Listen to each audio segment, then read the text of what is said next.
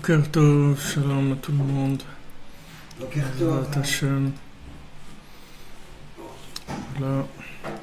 Chodesh Tov. Un bon mois de hier, Bezrat Hashem, bonne refoua. Refoua du corps, refoua de l'âme, Bezrat Hashem, que de bonnes nouvelles. Beaucoup de Yeshuot, Bezrat Hashem. Beaucoup d'Atzlacha dans tous les domaines.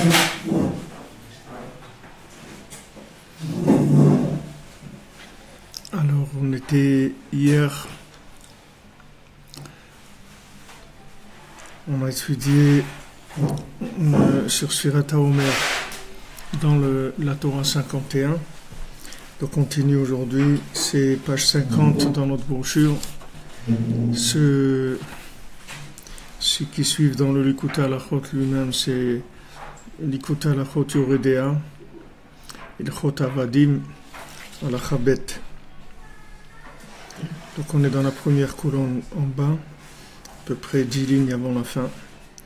Valken achar shezachinu latzet mitzrayim me'avdut lecherut. Ki Mitzrayim hu mezacham shehu b'chinat bigam habrit zormat anachash b'chinat eved avadim.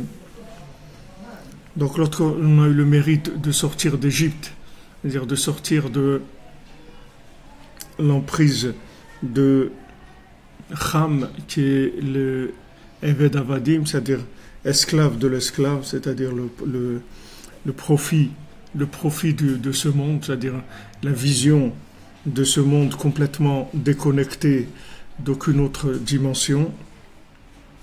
Maintenant, on doit se purifier de cette sortie d'Égypte et aller vers la pureté. Donc, Akadosh Baruch Hu nous a ordonné de compter la Sfirat HaOmer, de compter le Homer. Chaque jour, on va compter jusqu'à arriver à Matan Torah.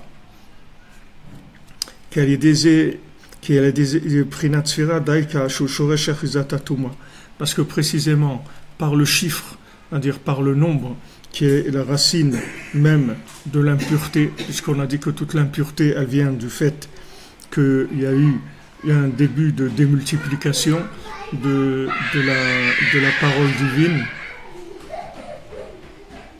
Le fait que maintenant Hachem a créé le monde, donc cette création du monde qui était un, si on veut, un premier duplicata de sa pensée, puisque la vérité même d'Hachem, l'essence de la vérité, se trouve dans l'autre monde et pas dans celui-là. Celui-là, c'est une application de la vérité qui est au maximum proche de sa volonté, mais qui est à interpréter. Donc, dès qu'il a commencé l'interprétation, il y a eu emprise de l'impureté. C'est ce qui nous fait monter de l'impureté vers la pureté. En fait, comme je dis cette nuit d'un petit cours que j'ai fait en marchant, c'est que quand on compte le Homer, en fait, on fait un décompte. C'est pas un compte. C'est-à-dire, quand on dit décompter, c'est-à-dire c'est enlever le compte. Quand on fait compte à rebours, c'est-à-dire décompte. Le décompte, ça veut dire on enlève le compte. Qu'est-ce que ça veut dire on enlève le compte? C'est-à-dire on veut aller vers Echad. C'est pour ça qu'on décompte. C'est-à-dire on dit qu'est-ce qui nous sépare? Qu'est-ce qui nous sépare de cette chose-là? C'est 49 jours. Alors maintenant, il n'y a plus que 48 jours. C'est-à-dire que on va vers 1, en fait. Bien qu'on compte le Homer 1, 2, 3, mais en fait, c'est pour annuler le chiffre dans toutes ses apparences, puisqu'on va compter par rapport à toutes les sphirotes. Quand on compte par rapport à chaque sphira, en fait, c'est pour annuler l'interprétation qu'il peut y avoir de la sphira en tant que quantité seule dans le monde. La sphira, c'est une façon de voir les choses. Chaque sphira, ça peut donner une école de pensée, une philosophie, une religion, Il y a une religion de Chesed chez Bechesed, il y a une religion de Gvura chez Bechesed, de Tiferet chez Bechesed. De chaque sphira, on peut en faire une religion, une façon de vivre, une façon de penser, une philosophie, de la politique, tout ce qu'on veut. De chaque sphira, parce que chaque sphira, c'est un angle de vue. Mais cet angle de vue-là, comme on a peur que maintenant, cet angle de vue dont on a besoin quand on est dans ce monde, parce qu'on a besoin de passer par tous ces angles de vue pour servir Hachem précisément par toutes ces choses-là. Mais on a peur de rester dans la chose elle-même, mais déconnecté d'Hachem. Donc on va décompter, c'est-à-dire on va entrer dans cette chose-là, mais cette chose-là, elle va être attachée à la 50e porte pour dire que voilà, on compte, mais en fait, c'est pas pour que le compte il soit un chiffre en lui-même, c'est toujours par rapport à Echad. Comme tous les comptes, d'ailleurs, tous les chiffres, ils n'existent que par rapport à Echad. Il n'y a pas de chiffre qui existe de par lui-même. Le chiffre 5 ou le chiffre 8 ou le chiffre 12, il n'existe que parce qu'on a multiplié 1, c'est tout. Même si on arrive à 10 milliards, c'est parce qu'on a multiplié à 1, c'est tout. Donc tout notre travail, c'est de ramener toujours tout à 1. Donc dans Sfirat HaOmer, c'est ce qu'on va faire.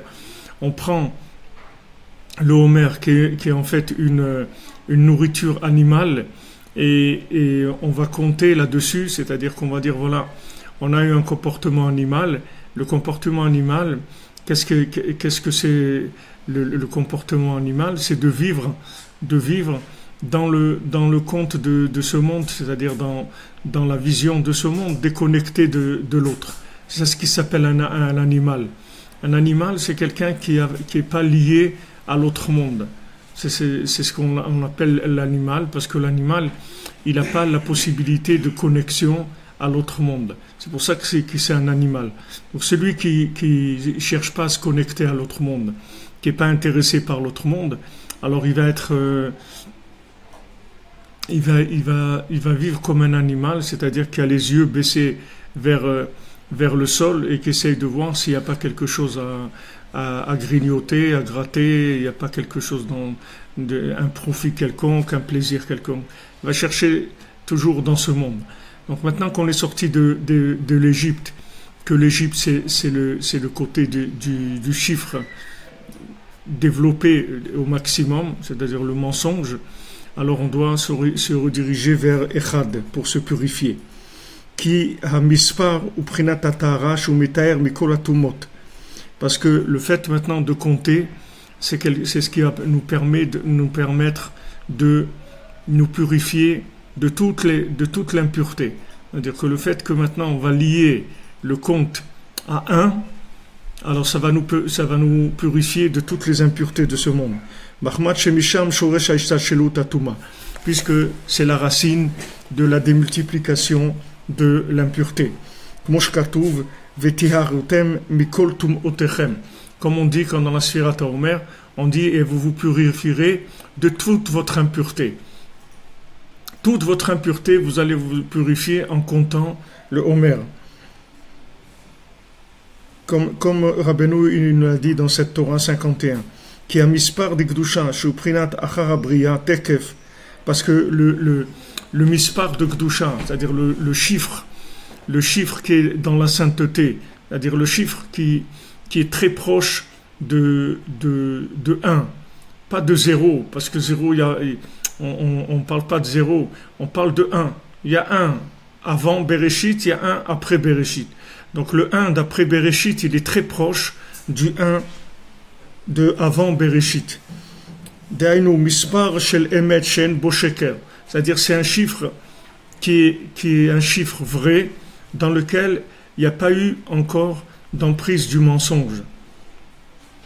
Quand maintenant on voit, je garde l'exemple que Rabbeinu donne dans l'Écoute Moharan par rapport à pas dans cette Torah-là, dans une autre Torah, mais il donne l'exemple du mensonge sur l'appellation qu'on peut donner sur un objet en argent, par exemple. Alors un objet en argent, on peut dire que c'est du métal, que c'est de l'aluminium, on peut donner beaucoup de noms à ce métal-là. Mais ce métal-là, il est une chose, c'est l'argent. Mais maintenant, quand on dit cette chose-là, c'est de l'argent. C'est vrai. mais c'est vrai par rapport à ce monde. Maintenant, si on voudrait dire la vérité d'avant ce monde, alors on dirait cet objet-là, cet objet en argent, en fait c'est Hachem. En fait c'est Hachem. Cet objet en argent, c'est Hachem. Mais quand on dit l'objet en argent, c'est le plus vrai par rapport à Hachem. C'est-à-dire Hachem, il a créé cette chose-là. Ou si on prend quelque chose qui est, disons, un fruit, quelque chose de naturel, un fruit d'un arbre, une pomme. Alors d'ici, je prends cette pomme et je dis, Boré Peria, est-ce qu'Hachem, il a créé le fruit de l'arbre, il a créé cette pomme. Donc je dis, la pomme, ça veut dire que j'ai appelé cette chose-là par son nom véritable.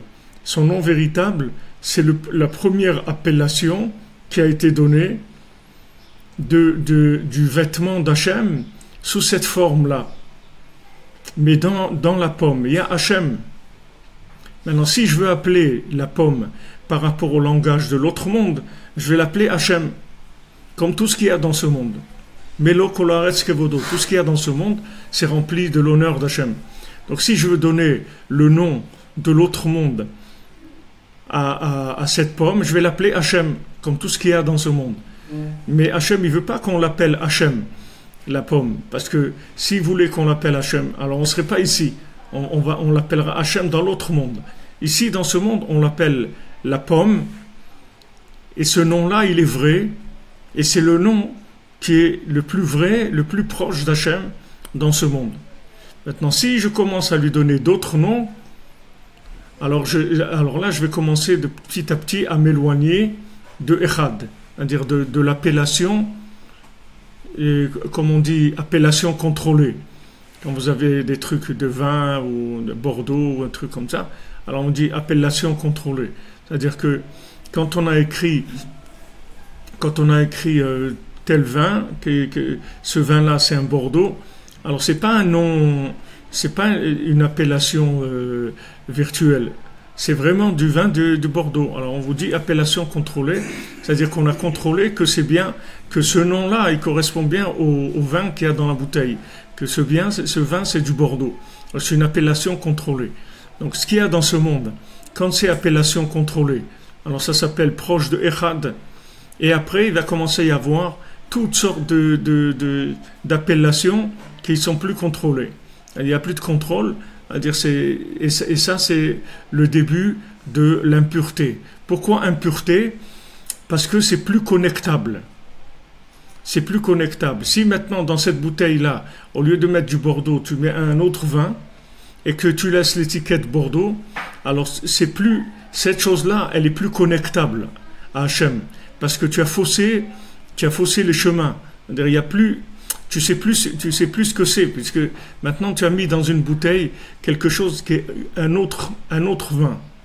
Et tu laisses une étiquette, tu l'appelles Bordeaux. Mais c'est pas du Bordeaux. Alors c'est quoi maintenant? Maintenant, après, ça y est, ça commence la fête. C'est-à-dire chacun va commencer à interpréter ça comme ça et comme ça. Okay. Quand maintenant on parle d'appellation comme ça, ça n'a pas l'air tellement dangereux. Mais quand maintenant c'est des choses qui sont beaucoup plus importantes, comme la définition de l'être humain, de ce qu'il est venu faire sur Terre, la définition de ce que c'est un homme, qu'est-ce que c'est une femme, qu'est-ce que c'est une famille, qu'est-ce que c'est un mariage, qu'est-ce que c'est des enfants, qu'est-ce que c'est de l'argent, qu'est-ce que c'est de la nourriture, qu'est-ce que c'est des rapports humains, tout ça, alors là ça devient des choses beaucoup plus dangereuses. Maintenant on n'est plus en train de parler d'objets de consommation, on est en train de parler de la vie de l'homme. Donc quand cette vie-là elle est définie par des définitions qui sont des appellations mensongères, quand on dit l'homme il est venu sur terre pour telle raison, mais qui ne sont pas la raison véritable, que la raison pourquoi on est là, c'est uniquement pour révéler le nom d'Hachem, pour montrer que, en fait, derrière toute cette matière-là, il n'y a que Hachem, et on doit rattacher tout ce monde-là à Hachem. C'est la raison pour laquelle on est venu dans le monde. Maintenant, dès qu'on sort de ce but-là, de cette appellation-là, alors on peut aller vers beaucoup de choses. Alors, comme Rabbeinu dit dans le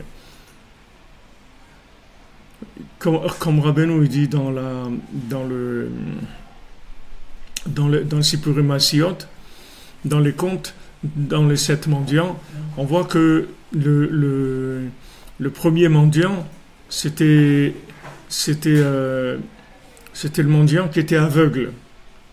C'est le premier mendiant qui était aveugle, et il leur a dit, donc quand il a rencontré les petits-enfants, et aussi Rabbeinu il prend aussi dans les contes, pourquoi Rabbeinu il parle des petits-enfants. On voit comme ça, on voit des petits-enfants qui se sont perdus. En fait, ils se sont pas perdus, ils se sont trouvés, ils se sont pas perdus. Ils se sont trouvés. Parce que quand tu es un paumé de ce monde-là, en fait, tu t'es trouvé, tu as commencé à te trouver. Parce que quand tu t'es paumé du mensonge, donc tu es sur la route de la vérité. Maintenant, quand tu t'es pas paumé du mensonge, alors là, tu es vraiment installé dans le mensonge. Mais quand tu es paumé dans ce monde-là, alors c'est le début de la recherche de la vérité. Donc ces petits-là, d'abord c'est des enfants, et ils se sont perdus dans la forêt. Les deux, un petit garçon, une petite fille, ils se sont perdus. Maintenant, ils ont un avantage, c'est que c'est des enfants. Qu'est-ce que ça veut dire des enfants? Ça veut dire qu'ils n'ont pas commencé encore l'intoxication de la multiplication des interprétations de ce monde. Donc ils sont encore purs dans leur façon de voir les choses. Et ils vont rencontrer ces mendiants. Que ces mendiants-là, c'est des enfants, mais poussés au maximum. C'est-à-dire, c'est tous des grands tzadikim. Tous ces mendiants, c'est des tzadikim. Alors, ils rencontrent ce mendiant qui leur donne à manger, parce qu'ils n'ont rien à manger. Comme ils sont perdus dans la forêt, ils voient des systèmes, ils voient toutes sortes de systèmes qu'on leur propose, et ça ne les intéresse pas. Donc après, ils se trouvent en difficulté. Et il se trouve en difficulté, voilà, comme un monsieur qui m'a écrit cette nuit, il m'a dit, voilà, Rav Ifra, regardez où je suis, j'ai même pas où dormir, je suis dans la rue, je suis arrivé, regardez, même un endroit où dormir, j'ai pas. Ma femme m'a renvoyé mes trucs et tout, et voilà, j'ai plus rien, je suis dans la rue, carrément. Pourquoi Hachem me fait ça? Qu'est-ce qu'il y a? Alors les gens en général, les gens qui sont sincères dans ce monde, ils réussissent pas tellement dans le mensonge, ils n'arrivent pas tellement à réussir, parce que pour réussir dans ce monde, il faut savoir faire du slalom. Les gens qui sont droits, en général, ils vont droit dans le mur, ils n'ont pas tellement de souplesse. Les gens qui savent jouer c'est des gens qui connaissent le mensonge, alors ils jouent un peu avec ce monde. Mais en général, les gens sincères, et c'est pas des gens qui réussissent tellement, ils n'arrivent pas tellement à réussir dans ce monde. Alors ils sont paumés. Alors ces petits enfants, ils étaient perdus. Ils ont cherché à manger, ils n'avaient pas de quoi manger. Alors ils ont trouvé ce mendiant qui est venu, il leur a donné à manger du pain dans la forêt. Après ils ont vu qu'il était aveugle. Alors il leur a dit, vous inquiétez pas, vous croyez que je suis aveugle. En fait, sachez que je suis pas du tout aveugle. Moi, je suis pas aveugle. Mais comme ce monde-là, il m'intéresse pas, alors vous avez l'impression que je suis aveugle. Mais je suis pas aveugle. C'est pour ça que je vous dis, quand vous voyez quelqu'un qui est paumé, ne croyez pas qu'il est paumé, en fait. Il n'est pas paumé. Il est dans une vérité que cette vérité-là, elle n'a pas trouvé de chemin encore. C'est-à-dire, il n'a pas trouvé le chemin de la vérité. Mais il n'est pas paumé. Il est pas paumé. Il y a beaucoup de gens qui sont sur des chemins, mais c'est des chemins qui sont des chemins qu'au bout de ces chemins-là, c'est des ravins, ou c'est des voies de garage, ou vous les voyez, ils roulent, tout le monde roule. Et vous voyez rouler, allez, on roule. Voilà, ils manifestent en France, ils ne veulent pas de limitation de vitesse. Pourquoi de 90 à 80? Il n'y a pas de raison, on veut 90. On ne veut pas rouler à 80. Mais que tu roules à 90 ou 80, ça change quoi? D'abord, tu vas où? D'abord, demande-toi où tu vas avant de parler de 80, 90, 70, 120, 140. Demande où tu vas d'abord avant de parler de la vitesse. Tu sais où tu vas? Alors, qu'est-ce que ça change? Tu vas tourner dans la marmite, tu vas tourner sur le périph' et jusqu'à la fin de ta vie, c'est tout. Tu vas être sur le périphérique de ce monde. Tu vas tourner en périphérie tout le temps. Il existe quelque chose, il y a une autre dimension. Alors il y a beaucoup d'âmes sensibles qui sont. Ça ne veut pas dire que tous les paumés c'est des gens vrais, mais en tout cas tous les gens vrais ils sont un peu paumés en tout cas. c'est pas tous les paumés, c'est des gens vrais. Il y a des gens qui sont pas vrais, ils sont paumés quand même. Mais les gens vrais, ils ont du mal à s'adapter au mensonge. C'est très difficile pour eux. Donc ils ont toujours des difficultés comme ça, un petit peu à fonctionner dans ce monde. Alors ce mendiant-là, il leur dit, vous croyez que je suis aveugle? Moi, je suis pas aveugle. Moi, au contraire, je vois d'un bout du monde à l'autre. C'est-à-dire que moi, je vois avec les yeux du début de la création, juste au début de la création. Donc comme je vois avec ce regard-là, vous avez l'impression que je suis aveugle. Parce que tout ce qui est multiplication du mensonge, je ne le vois pas. Donc vous avez l'impression que je suis aveugle, mais je ne suis pas aveugle du tout. Et après, il commence à parler de la mémoire. Après, il commence à parler de la mémoire de chacun, de quoi il se rappelle. Un qui se rappelle quand il était dans le ventre de sa maman, un qui se rappelle du jour de sa Brit Mila. Il y avait dans la Gemara comme ça, je crois que c'est Rava dans la Gemara, il se rappelait le jour de sa Brit Mila.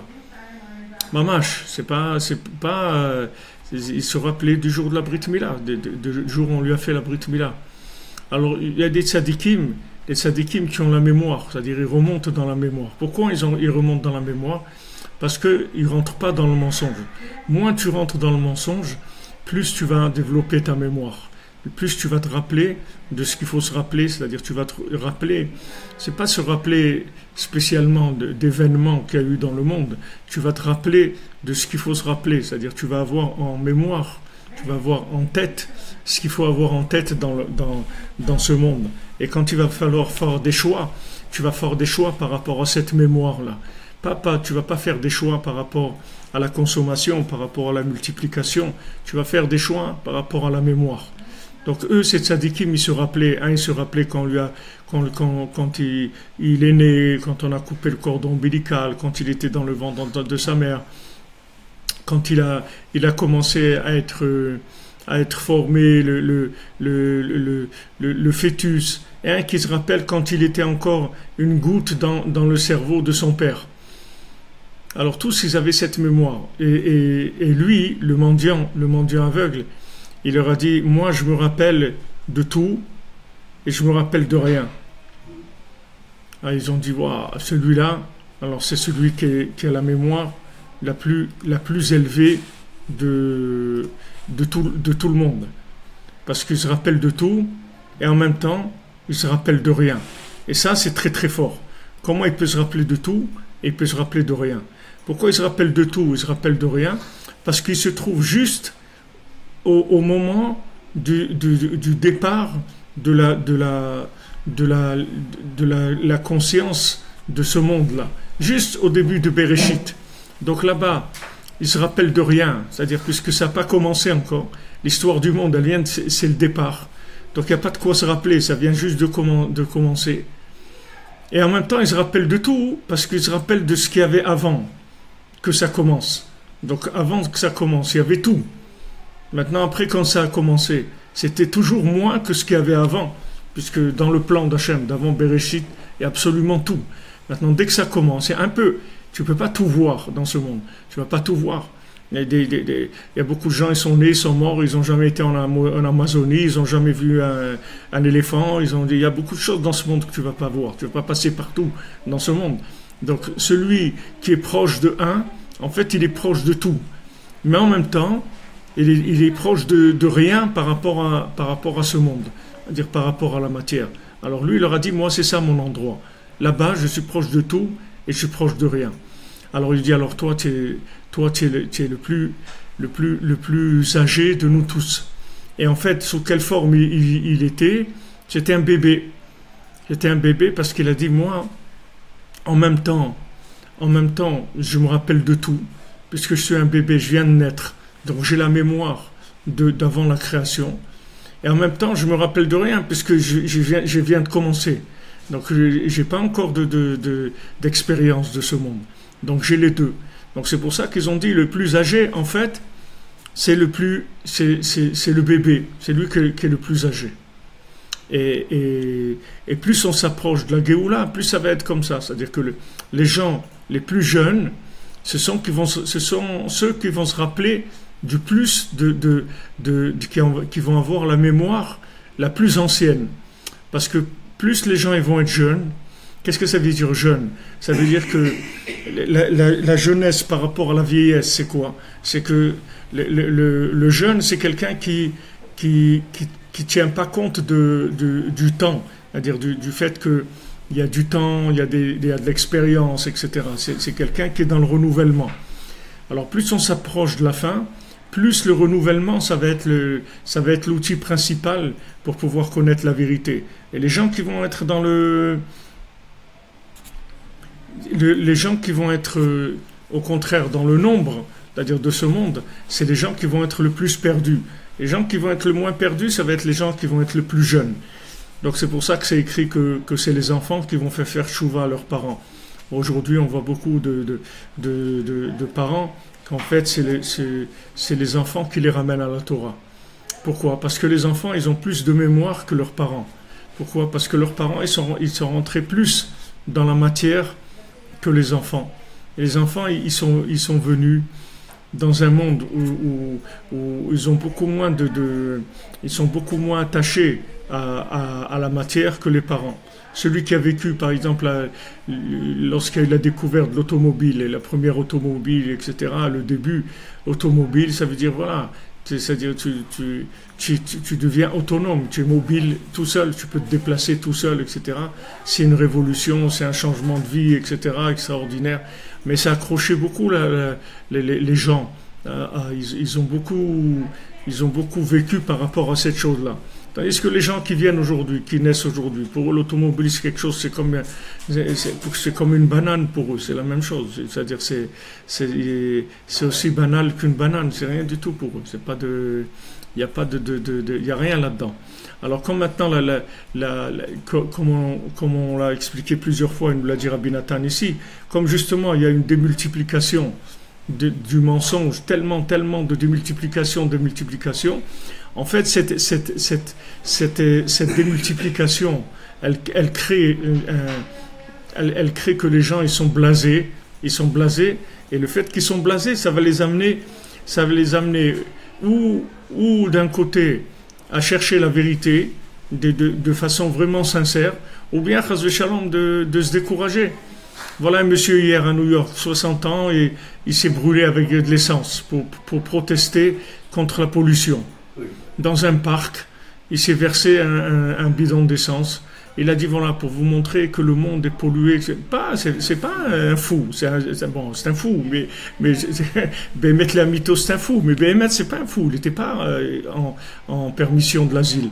C'est-à-dire, c'est un avocat, je crois, un homme très connu dans le monde il a défendu des droits, de liberté, etc. C'est un homme connu dans le monde politique, etc. Hein?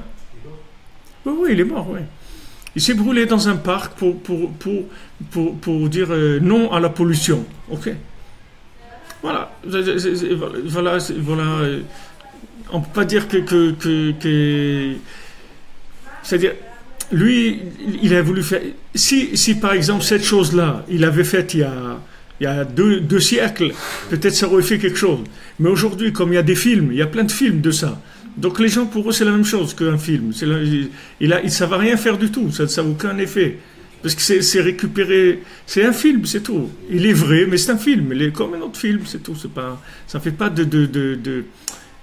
Soit la personne, maintenant, elle rentre dans le youch, c'est-à-dire elle se décourage comme ça, que chas v'shalom, elle arrive à se détruire pour protester contre le mensonge. Des protestes, il y a pollution, etc. On peut pas. Alors pourquoi tu te suicides? Mais travaille lutte contre la pollution dans ton appartement, commence dans ton quartier, dans les poubelles à côté de chez toi, fais quelque chose. Tu vas pas. Pourquoi tu vas te suicider? C'est pas. Mais il y a des gens, ils n'ont pas la force de chercher la vérité. Alors ils rentrent dans le youch, c'est-à-dire ils se découragent. Mais pourquoi? Parce que on arrive à une telle démultiplication du mensonge qu'il a plus de goût, le mensonge. C'est-à-dire il a tellement dilué la vie que ça a plus de goût, que la vie elle a plus de goût. Il y a eu tellement c'est comme ce qu'on dit, la blague qu'on dit, c'est-à-dire quelqu'un il est en train de pêcher. Alors quelqu'un il le voit, il lui dit qu'est-ce que tu fais? Il dit tu vois, je suis en train de pêcher, j'attrape des poissons. Il lui dit mais et qu'est-ce que tu fais? Il dit ben voilà, je pêche, après je rentre chez moi et je mange des poissons et c'est tout. Et il dit mais tu sais si maintenant tu pêches avec un filet, alors tu vas attraper beaucoup de poissons. Il dit après après tu vas acheter un bateau et tu vas attraper encore plus de poissons. Et après qu'est-ce que tu vas faire?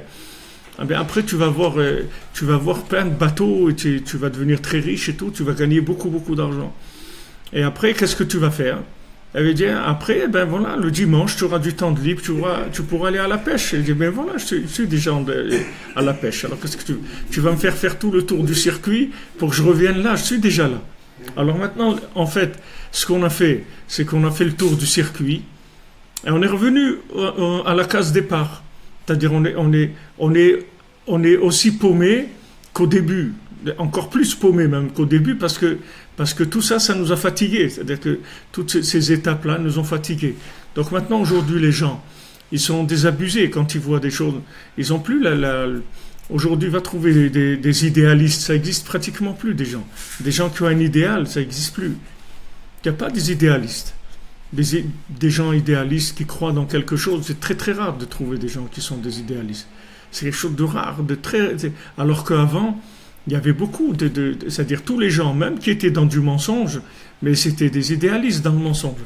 C'est-à-dire c'était un idéal, ils y croyaient à l'idéal. Aujourd'hui, des gens qui croient dans rien du tout, c'est-à-dire ils consomment, c'est tout, mais il n'y a pas d'idéal. Donc la vie, elle n'a pas de goût, parce que quand il n'y a pas d'idéal, il n'y a pas de goût dans la vie, il n'y a aucune raison vraiment profonde de vivre. Si c'est juste consommer et tout, combien de temps tu peux consommer? Combien de temps tu vas consommer? Combien de temps tu vas aller au café? Combien de temps tu vas aller en vacances dans un 4 et un 5 étoiles? Okay. Tu vas faire des croisières, et après, tu vas te fatiguer rapidement, il n'y a pas de... Donc une fois que la personne elle a fait ça, après elle est blasée. Donc soit maintenant, quand elle est blasée, elle se met à chercher la vérité et mettre les mytho et dit attends, mais dans ce monde-là il doit y avoir autre chose, c'est impossible que ça soit que ça. Alors elle se met en route, elle commence à sortir d'Égypte. Soit c'est le youch, c'est tout. Mais en tout cas la démultiplication du mensonge, elle pousse vers la porte de sortie. Elle aide à aller vers la porte de sortie.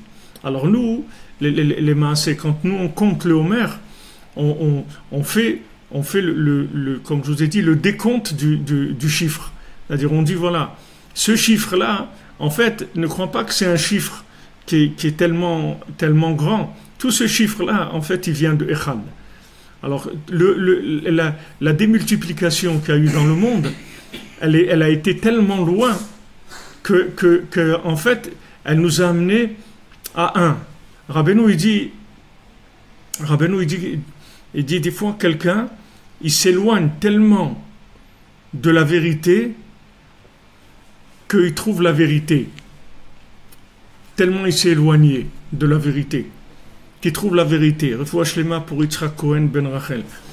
Mais si tu prends quelqu'un, par exemple, quelqu'un qui va faire le tour de la terre. Quelqu'un qui va faire le tour de la terre, alors il va partir de son... Il va commencer à marcher. Maintenant, quand il va s'éloigner le plus de l'endroit d'où il est parti, c'est là où il va être le plus proche de l'endroit d'où il est parti aussi. Si maintenant il commence à marcher, il fait le tour de la terre, alors au début il fait 1000 km, 10 000, 5, mais après il va faire 40 000 km, il va arriver, il va être mamash à 1 mètre de l'endroit d'où il est parti. Mais à l'envers, il est allé à l'envers, alors que si c'était juste retourné, il aurait été là. Mais il ne peut pas se retourner, il n'arrive pas. Il n'arrive pas à se retourner. Retourner, ça veut dire qu'il prend la chose, mamash, il la retourne complètement. C'est-à-dire, il prend le mensonge et il le retourne complètement. C'est-à-dire, il prend le mensonge et il rentre dedans et il dit c'est pas vrai, c'est pas possible, il doit y avoir autre chose, etc. Mais comme il n'y a pas eu de force vraiment à part les tzadikim, mais les gens, les consommateurs, comme on dit, les communs des mortels, ils sont pas capables de faire ça. Alors Hachem, qu'est-ce qu'il a laissé? Il a laissé multiplier le mensonge. Alors en multipliant le mensonge, les gens, en fait, ils sont arrivés à la vérité en multipliant le mensonge. Puisque le mensonge, il a perdu. Une fois que tu as fait le tour de la terre, tu vas arriver où après? Ça y est, c'est fini. Tu es arrivé à la case départ, c'est tout. Tu es arrivé au point de départ. Donc c'est ce qu'Hachem il a fait. C'est-à-dire le monde a tourné. De toute façon, le monde, il a que 6000 ans d'essais possibles pour trouver la vérité. Donc maintenant qu'on arrive à la fin de ces 6000 ans, ça y est, on a terminé. Le mensonge, il va d'un côté, il va être très très fort, et d'un autre côté, il a plus d'attirance du tout, parce qu'on a tout vu. Tout ce qu'il y avait à voir, ça s'est vu. Donc qu'est-ce que tu veux voir d'autre? Ça y est, on a tout vu. Avant, c'est tout ce qu'il y a. Voilà, tu as tout vu. Alors maintenant, décide. Alors voilà. Alors soit la personne, elle va vers le Hémet, soit elle s'éliouche, c'est tout. Il n'y aura pas d'autre choix possible.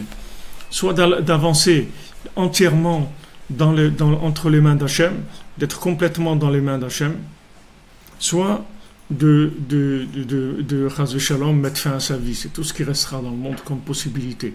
Soit les gens ils vont terminer leur vie, soit ils vont dire voilà, maintenant on va vivre dans la dimension de l'attachement à Hachem.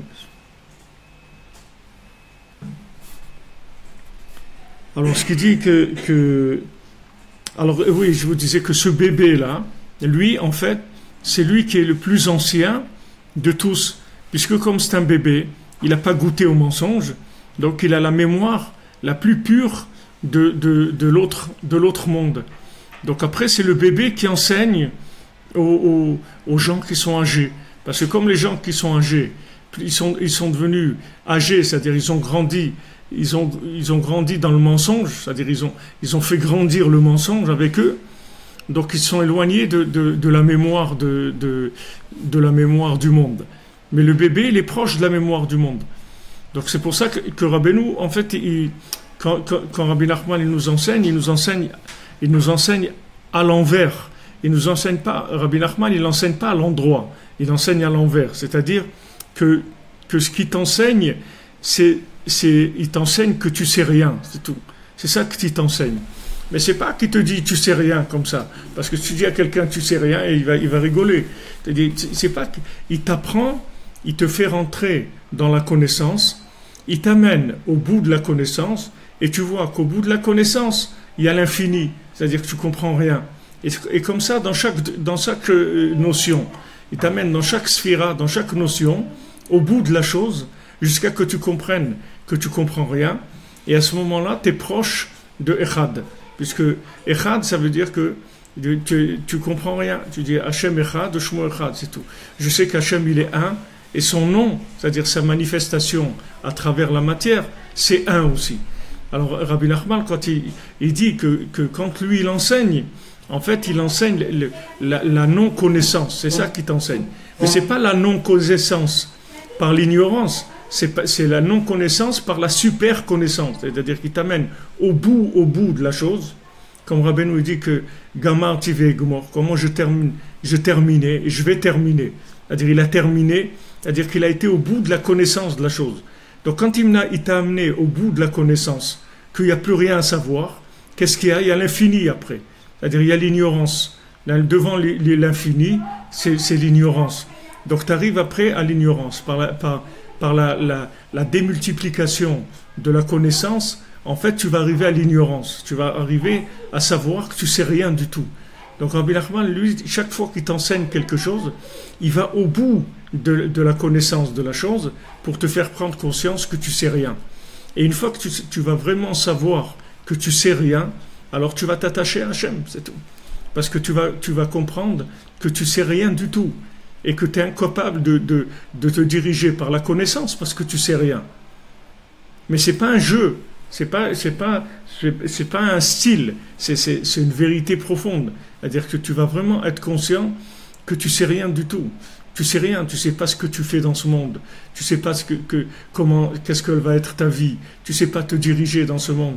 Tu vois que tu sais rien. Alors qu'est-ce que tu fais? Tu te connectes à Echad, c'est tout. Tu te branches sur Echad et tu vis branché, c'est tout. Tu vis connecté. Tu deviens ce que Rabbeinu il appelle un Ish Kasher. Qu'est-ce que c'est Kasher? Kasher, ça veut dire connecté. C'est ça Kasher. Quand on dit que quelque chose est kasher, ça veut dire que kasher, ça veut dire apte à. C'est ça, ça veut dire kasher. Le mot kasher, c'est ça ce que ça veut dire. Quand on dit un keli, il est kasher pour telle chose, ça veut dire qu'il est apte à pouvoir faire cette chose-là. Kasher, ça veut dire apte à. Quand on dit quelque chose, c'est pas kasher, ça veut dire c'est pas connectable. Ça veut dire pas kasher. Quand la Torah te dit ne fais pas ça, c'est pas kasher, ça veut dire que ça, c'est pas connectable à Echad. Du tout. Pas maintenant en tout cas, pas dans ce monde comme il est, pas avec dans les conditions dans lesquelles on vit. Le porc, par exemple, on l'appelle chazir parce c'est la chaîne choser, c'est-à-dire il va revenir. Le porc, il deviendra kasher à un certain moment. Mais pour l'instant, il n'est pas kasher. Ça veut dire, pas kasher, ça veut dire pas connectable. C'est ce que ça veut dire.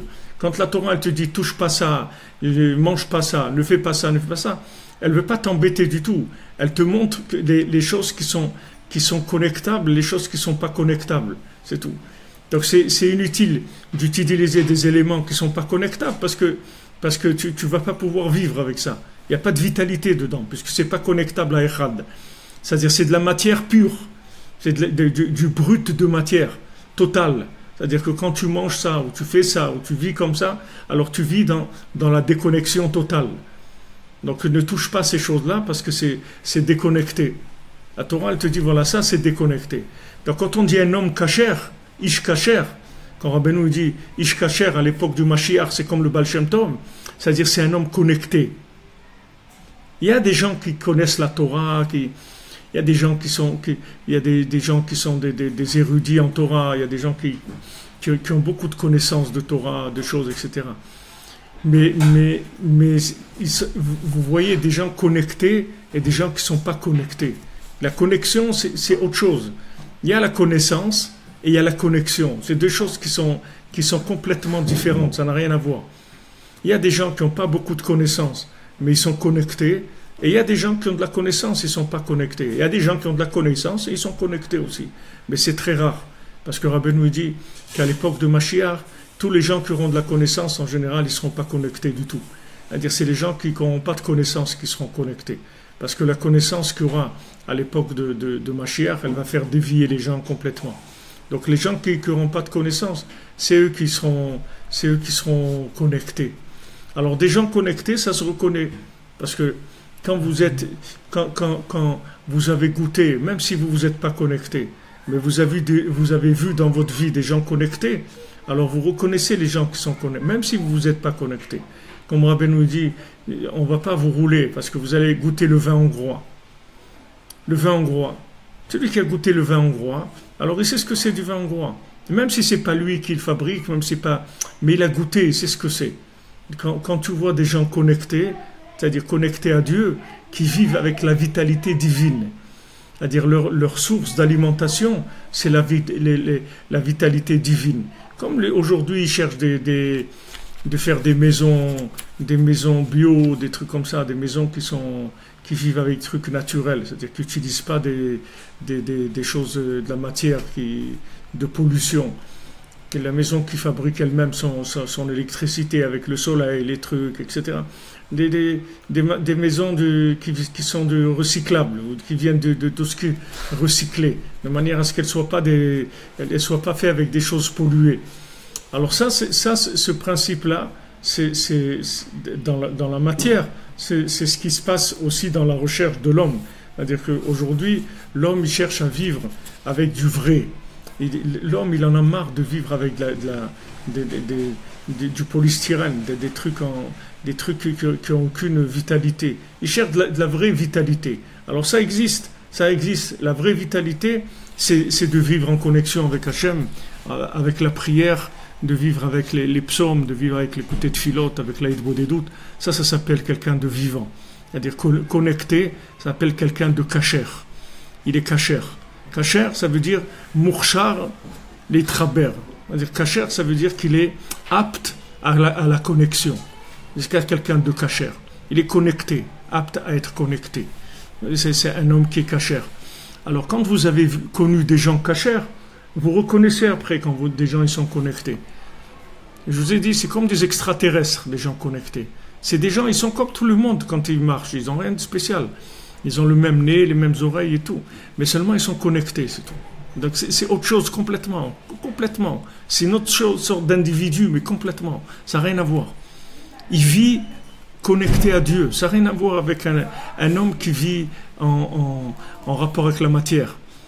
C'est pas des gens qui vivent en interactivité avec la matière. C'est une autre dimension. C'est-à-dire, qu'est-ce qu'on fait? On prend dans la Sphirata Omer le chiffre et on le protège du mensonge. C'est-à-dire, on prend le chiffre qui est 1, qui est le premier chiffre de la création, et on le garde du mensonge. C'est pour ça qu'il y a une grande recherche de tout ce qui est naturel aujourd'hui, de tout ce qui est bio. Les gens, ils veulent des trucs naturels. Tu vois, dans tous les trucs 100% naturels, trucs et tout. Les gens, ils cherchent tout ce qui est naturel. Parce qu'il y a un instinct de retourner vers Echad. Parce que les choses, elles ont tellement été, tellement trafiquées, tellement mélangées, tellement de trucs, qu'il y a plus rien de je crois, dans les appellations quand vous avez 100% jus de fruits, je crois que c'est 20 ou 30% qu'il faut mettre pour pouvoir mettre ça sur l'étiquette. C'est-à-dire, quand il vous dit 100% jus de fruits, c'est pas dire que c'est 100% jus de fruits. Ça veut dire qu'il y a 20 ou 30% de jus de fruits là-dedans. Et le reste, c'est de trucs qu'on a rajoutés. C'est-à-dire que quand on dit 100% dans les trucs, les produits, ça ne veut pas dire 100% mamache. C'est 20, 30 ou 40%, je ne me rappelle pas, mais en tout cas, c'est pas beaucoup par rapport à 100%.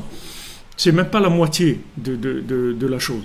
Alors les gens, ils en ont marre de vivre avec des choses comme ça. Ils en ont marre. Ils ont envie des trucs vrais. Ils en ont marre même des trucs qui sont des produits élaborés. Mais les gens, à la fin, même s'ils ne se rendent pas compte par la chokma, par la connaissance, mais dans la sensation, ils sentent que ça donne plus de vitalité. Ils sentent que la chose ne donne plus de vitalité.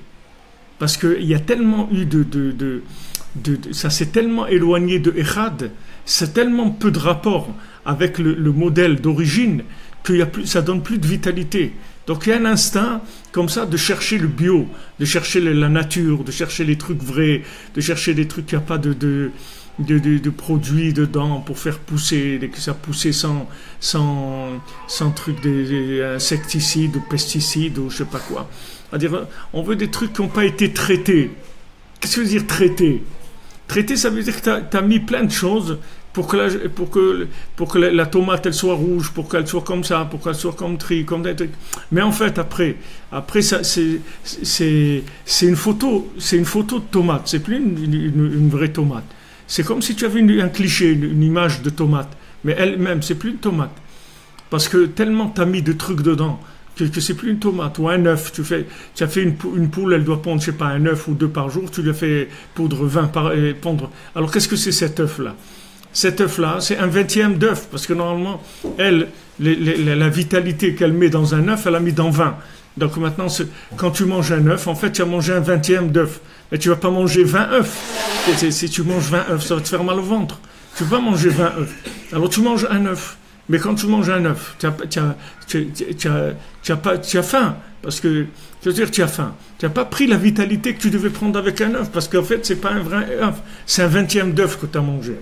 Alors il y a un instinct comme ça d'aller vers l'original, la chose pas originale dans le truc, originelle plutôt dans l'origine, motel déposé. Tout le monde va aller vers le truc. Mais cet instinct-là, ça vient de ça, c'est-à-dire du mispar. C'est-à-dire qu'il y a eu tellement de démultiplication de la vérité. Les gens, ils ont tellement menti sur ce que c'est quelque chose, sur ce que c'est la vie, qu'il n'y a plus de vie, birlal. C'est-à-dire que les gens, ils n'ont plus envie de vivre, c'est tout. Ils n'ont plus envie de vivre. C'est comme tu manges un œuf aujourd'hui, tu n'as rien mangé. Tu as mangé un 20e d'œuf, mais un 20e d'œuf, ça ne peut pas te donner la force qu'un œuf il peut te donner. Alors combien tu vas manger? Après, les gens ils disent ils sont obèses. Mais c'est normal qu'ils sont obèses, les gens. Parce qu'ils mangent, ce qu'ils mangent, c'est pas du manger. Donc il a toujours envie de manger, parce qu'il est massé, il est sous-alimenté. En vitalité, il est sous-alimenté, même s'il est plein de produits chimiques et de tout ce que tu veux. Mais il est sous-alimenté, le bonhomme. Parce que ce qu'Hachem il a mis comme vitalité dans une pomme ou une banane ou un morceau de viande ou n'importe quoi, il l'a pas. Il l'a pas puisqu'il mange de la viande qui est barattée, que l'animal il a été nourri comme ça, que le truc. Donc, sauf qu'est-ce qu'il est en train de manger? Il est en train de manger quelque chose qui ne le nourrit pas, de la vitalité qu'il doit recevoir de la chose. Donc, il est affamé, le bonhomme. Alors maintenant, au niveau primaire, les gens, ils ont un instinct de retourner vers des choses vraies. Comme dit Rabbi Chia, il dit, s'il voit que la Torah, elle va s'oublier, alors qu'est-ce qu'il va faire? S'il voit que les gens, ils oublient la Torah, alors qu'est-ce qu'il va faire? Il dit, il va les prendre un agneau lui-même ou un chevreau, hein? Un cerf lui-même, et il va prendre lui-même, il va faire le claf, il va prendre le parchemin, il va faire avec, et lui-même il va écrire la Torah, et il va enseigner à des enfants. C'est-à-dire il va retourner dans le bio de la Torah. Parce que ça y est, c'est-à-dire ça c'est tellement... pourquoi elle s'oublie la Torah? Pourquoi elle s'oublie la Torah? Comme il dit, hier, il me disait notre ami qui fait des cours de Kabbalah, là, de David Lelouch, je crois, il s'appelle sur Internet. Alors, il disait, est-ce qu'on va y arriver, etc. Je disais, c'est sûr qu'on va y arriver. Comment on va y arriver? Avec ce que tu fais, avec ce qu'on fait, d'enseigner les secrets de la Torah. Parce que les secrets de la Torah, c'est avec ça qu'on va s'en sortir. Si on n'a pas les secrets de la Torah, on ne s'en sortira pas. Rabbi Shimon Bar Yochai, quand les Chachamim, ils ont dit, la Torah, elle va s'oublier, ils ont raison. Ils ont raison que la Torah, elle va s'oublier. Parce que la Torah, ils vont tellement la démultiplier, qu'à un moment, elle va s'oublier. Qu'est-ce que veut dire qu'elle va s'oublier? Elle va plus être porteuse du message, puisqu'elle va tellement s'éloigner du message d'origine, que les gens ne trouveront plus dans la Torah la vitalité qu'il faut. Parce que ça sera tellement interprété de façon qui n'est pas actuelle, qui n'est pas vivante, qu'il n'y a plus personne qui va être intéressé.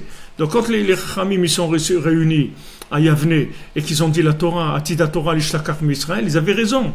Ils ont vu que la Torah, elle va s'oublier parce qu'il n'y aura plus quelqu'un qui pourra te donner une Torah qui sera adaptée au mensonge que tu es en train de vivre aujourd'hui. C'est-à-dire ils vont venir avec une Torah qui vient d'il y a plusieurs siècles et qui ne pourra pas t'apporter des réponses aux problèmes que tu as aujourd'hui. Donc automatiquement, elle ne va plus t'intéresser. Tu vas plus aller vers ça. Mais Rabbi Shimon, il a dit non, stop. La Torah, elle va pas s'oublier. Pourquoi? Parce qu'il y a le Zohar. Ça veut dire qu'il va y avoir les secrets de la Torah. Et le secret de la Torah, c'est-à-dire Hachem, il va révéler l'essence de la Torah. C'est-à-dire que maintenant, le côté qui est niglé de la Torah, c'est-à-dire le côté pshat, le côté simple de la Torah, ce côté-là, il va s'oublier. Mais il ne s'oubliera pas parce que si tu vas que avec ça, ça va s'oublier. Mais comme il va y avoir la révélation du Zohar, alors ça va permettre à toute la Torah de ne pas s'oublier. Pourquoi? Parce que le Zohar, c'est plus l'essence de la Torah. C'est-à-dire on va rentrer vers les secrets de la Torah. C'est-à-dire on va aller chercher l'origine de la Torah. Avant que ça devienne la Torah comme on la connaît dans son aspect simple, elle a un aspect profond. Donc l'aspect profond, c'est lui qui va permettre que la Torah ne sera pas oubliée. Aujourd'hui, les gens, ils ont besoin de profondeur. Les gens, tu ne peux pas leur balancer des trucs plats. Parce que ce plat pays qui est le mien, ils en ont marre, les gens. Ils en ont marre du fer à repasser, ils en ont marre. C'est-à-dire les gens, ils veulent quelque chose qui a un peu de relief, un peu de profondeur, qui fait ressentir un petit peu, donner un peu de vitalité. Et à ce moment-là, il n'y a aucun problème. Les gens, ils s'engagent, ils font la Torah, ils font tout. Les gens, ils ont envie de vivre la Torah. Seulement, quelle Torah? C'est-à-dire quelle Torah tu proposes? Si tu ne présentes pas les secrets de la Torah, Les gens, ils vont pas être intéressés. Maintenant, quand on parle de secret de la Torah, c'est pas obligé qu'on soit dans des méthodes kabbalistiques avancées, etc. Les secrets de la Torah, ça peut être très simple, comme on enseigne Rabbeinu, c'est très simple. C'est pas dans la forme, c'est simple, mais c'est extrêmement profond. Ce sont des notions qui sont extrêmement profondes et simplifiées en même temps, mais extrêmement profondes. Et aujourd'hui, cette profondeur-là, c'est le pain quotidien. C'est pas un luxe. C'est pas un luxe. Avant, c'était un luxe. À l'époque de Rabbi Shimon, c'était un luxe. Même à l'époque de Rabbi Shimon, vous croyez que les gens ils connaissaient la Kabbalah, ils connaissaient le Zohar. Le Zohar, c'était caché. Les gens, ils n'avaient pas le droit de révéler le Zohar. Rabbi Shimon et ses élèves, c'est tout. Mais il y avait pas, c'était pas du tout divulgué. Personne, même Rabbeinu, il divulguait pas l'Likutei Moharan. Pendant des années, le Likutei Moharan, c'était que pour les élèves de Rabbeinu, c'est tout. Il laissait pas, il interdisait. Il voulait absolument que personne, il sache aucun texte du Likutei Moharan. Parce que c'était pas encore le moment. On pouvait pas encore sortir ça dans le monde. Là, entre le moment où Rabbi Shimon il a révélé le Zohar et le moment où le Zohar s'est révélé dans le monde, il y a eu 1200 ans qui sont passés. C'est pas quelques mois. C'est 1200 ans du moment où Rabbi Shimon il a révélé le Zohar et le moment où il a été révélé au monde. Ça a mis 1200 ans à se faire. Mais Rabbeinu, quand il a écrit l'Likutei Moharan, au début, même quand il est donné à relier le premier exemplaire, il y avait des élèves à lui qui étaient là, chez le relieur et tout, pour qu'il n'y ait personne qui lise, parce que ça devait être caché. Pour l'instant, ça ne devait pas sortir. Et une fois que maintenant, il y a eu adoucissement de la rigueur et qu'on a permis du ciel que ça se divulgue, alors Hachem, il a donné l'autorisation. Alors Rabbeinu a dit maintenant on va l'imprimer, il va s'imprimer des milliers, ça va s'imprimer beaucoup, mais c'est avec ça qu'on va vivre.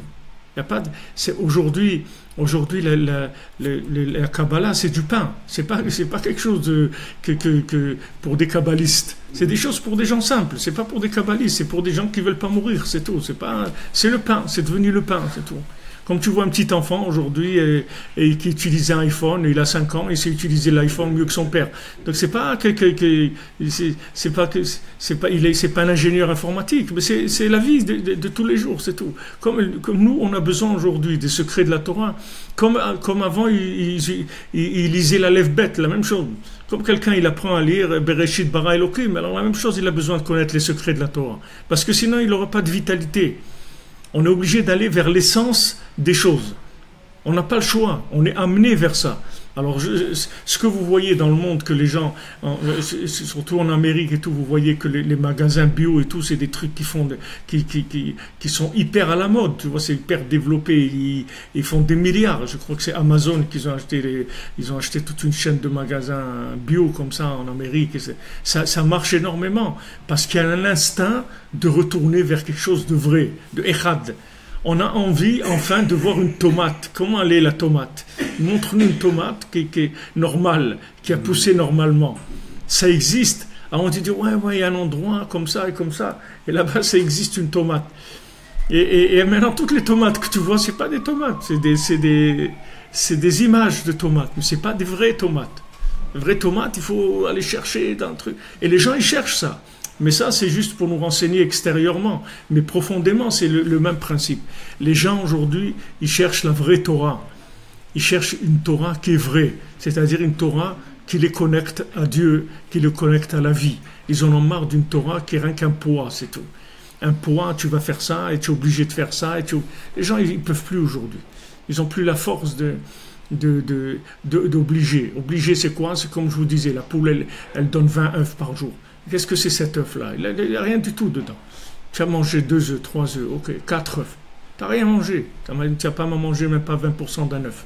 Donc tu n'as pas de force après. Tu veux te lever, tu n'as pas de force.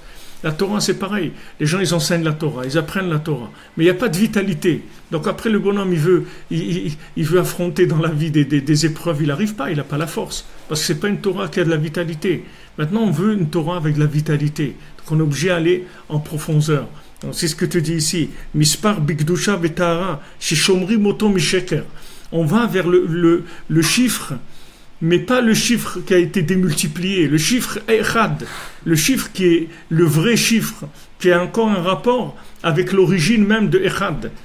Même si c'est 2, 3, 4, 5, mais on veut que dans 5, on voit 1. On veut plus le 5 qui est devenu en lui-même une entité. On veut même si c'est 5, mais quand je vois le 5, je veux voir le 1 dans le 5. Sinon, ça ne m'intéresse pas.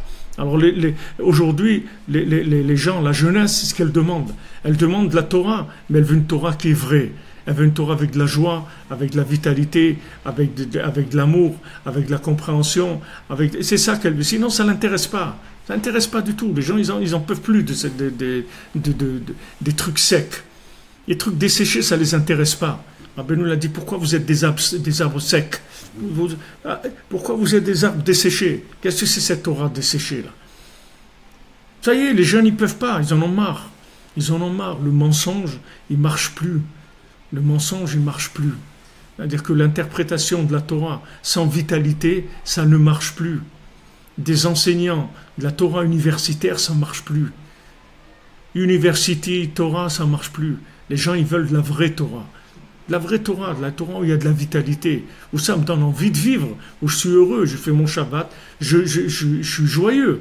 Je suis joyeux de faire Kiddush, je suis joyeux de faire Shabbat, je suis content. J'ai pas envie de faire un truc que c'est rien que je fais pas des choses. Que mon Shabbat, c'est pas que je vais pas à la plage, je prends pas la voiture, je prends pas le téléphone, j'allume pas le feu, je me fais pas un café, je regarde pas la télé, je fais pas un truc. C'est que ça, Shabbat, c'est rien que je fais pas. Je peux pas vivre comme ça. C'est impossible de vivre un Shabbat que je fais pas. Les Shabbat, il faut que je vive connecté, j'ai envie d'avoir de la joie. Et pour terminer, je vous raconte un devoir Torah du taxi de cette nuit qui m'a raconté. Alors il m'a dit qu'il y a des gens qui n'étaient pas religieux, ils ont voulu goûter le Shabbat et tout. Ils ont voulu savoir, ils ont dit bon, on va essayer de s'engager dans Shabbat, tout ça. Alors ils sont venus chez un rav, ils ont passé Shabbat avec lui, tout ça, la synagogue, les repas, les chants, la Torah, tout ce qu'on veut. Okay. Ils ont fini Shabbat, ils ont dit bon, c'est bien et tout, mais c'est pas pour nous. C'est bon, on n'a rien vu qui nous concerne. Ok, shalom, le rav a dit bon, il y avait. Alors ils accompagnaient. Alors quand ils sont sortis, le Motzei Shabbat, ils entendent comme ça une foule de gens qui crient, etc. Alors ils demandent les gens qu'est-ce qui s'est passé. Ils disent je sais pas, si vous voulez on va aller voir, c'est ce qu'il y a. Alors ils disent d'accord, ils vont voir. Et ils voient des gens en train de prier, de crier dans de la prière, etc. Alors ils demandent qu'est-ce que c'est, qu'est-ce qui se passe. Ils sont en train de prier pour quelqu'un qui est malade, qui subit une opération délicate et tout. Ils sont tous en train de prier. Elle dit c'est quelqu'un. Alors ils ont demandé, ces gens-là non religieux, ils ont dit c'est quelqu'un de leur famille. Il dit non, c'est pas de leur famille. Il dit ils connaissent, c'est quelqu'un de connu. Il dit non, ils le connaissent pas. Il dit quoi, ils prient comme ça pour quelqu'un qu'ils connaissent pas. Il dit ouais, ils le connaissent pas, mais ils prient pour que Hachem lui donne la réfoua, etc. Alors quand ils ont vu ça, ils ont dit à partir de maintenant on garde Shabbat. Parce qu'ils se sont dit si quelqu'un il est capable de prier pour quelqu'un qu'il connaît pas, qui n'est pas de sa famille, qui ne connaît pas et tout, et puis ils sont capables de prier avec ferveur comme ça, alors là on y va et tout. Les gens, voilà, ils veulent du vrai, c'est tout.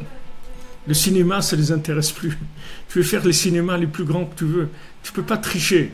Si ce n'est pas vrai, le vrai, tu ne peux pas faire semblant que c'est vrai. Parce que le vrai, il est connecté. Donc tu ne peux pas... tant que le réparateur, il te dit, je t'ai arrangé la machine à laver, tout ce que tu veux, mais si le voyant, là, il ne s'est pas allumé, il peut te raconter ce que tu veux. Ça ne s'est pas allumé, donc il n'y a rien. Tu m'as pas allumé avec ta Torah, avec notre truc, donc ça c'est tout. Moi je suis là, je te demande que ça, mais allume-moi, donne-moi envie, c'est tout. Maintenant tu m'as pas allumé, alors c'est tout. Tu peux me raconter ce que tu veux. Si tu m'as pas donné envie de me rapprocher d'Hachem, ça veut dire ton truc, c'est pas, il n'est pas adapté, c'est tout. Donc aujourd'hui on va vers du vrai, c'est-à-dire on est chômeur le mispar, c'est-à-dire qu'on veut que dans le chiffre on retrouve Echad. Sinon, ça ne nous intéresse pas. Parce que des chiffres qui se sont démultipliés jusqu'à perdre complètement le nord, comme on dit, c'est-à-dire qu'on est arrivé à être complètement paumé avec tous les systèmes, tout ce qu'on nous a proposé, sauf Les gens, ils n'ont pas envie de vivre. Les gens, ils n'ont pas envie de rester mariés. Les gens, ils n'ont pas envie d'éduquer leurs enfants. Les gens, ils n'ont pas envie de vivre. Ils n'ont pas envie du minimum de fonder un foyer familial. On dit, ouais, les gens, aujourd'hui, avec tout ce qu'il y a, et voilà, ils veulent pas. Qu'est-ce que ça veut dire, ils veulent pas? Tu leur as pas donné envie, c'est tout. Ça va fabriquer une société qui enlève l'envie de vivre, c'est tout. Quelqu'un qui n'a pas envie de fonder un foyer, c'est qu'il a un problème de vie. Ouais, il ne veut pas fonder un foyer. Mais un foyer, comme ça indique, c'est du feu, c'est de la vie, c'est extraordinaire.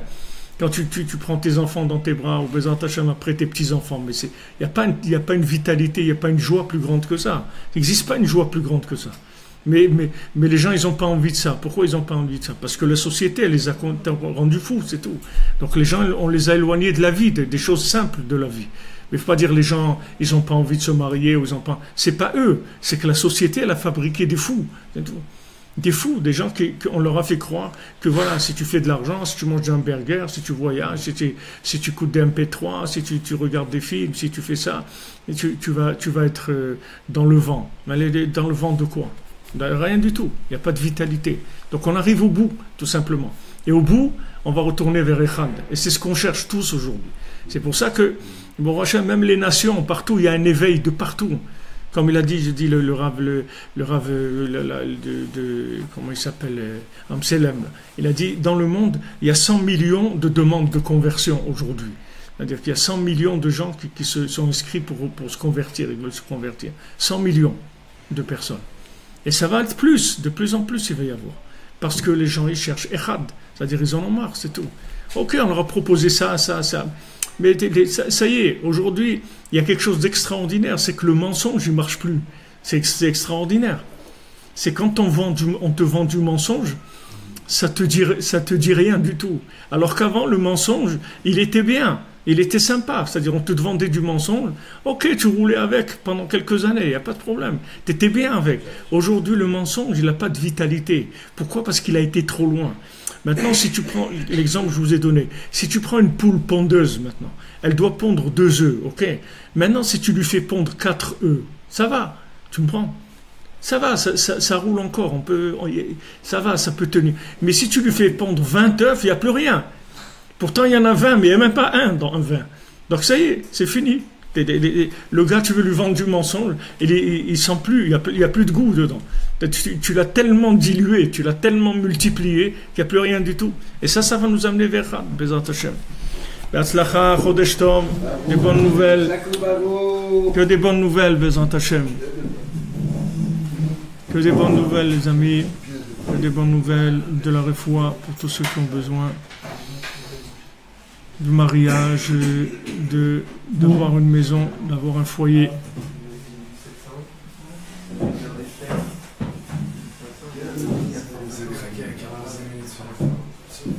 Bien sûr.